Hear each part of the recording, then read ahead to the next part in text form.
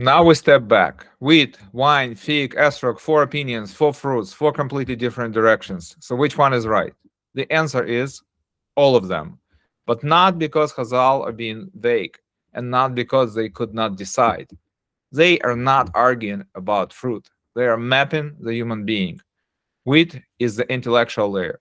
It represents the odd, structured awareness, the danger of knowledge before its time.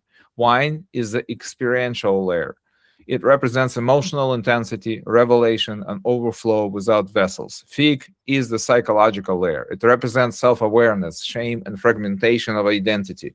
Etrog is the perceptual layer. It represents subtle distortion, the danger of mistaking what looks good for what is truly right. This means the sin of the tree of knowledge was not a simple act, it was a cascade. It affected the mind, the heart, the self, and perception itself. It changed how the human being knows, feels, sees himself, and evaluates reality.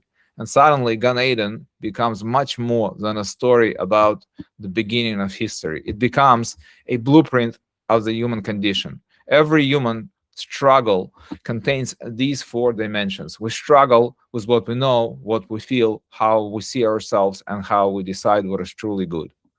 This is also explain. This also explains why the Torah calls Eitzadas Tovera the way it calls it, the tree of knowledge of good and evil. The problem is not knowledge alone. The problem is mixed knowledge, confused knowledge, knowledge that no longer arrives with perfect clarity.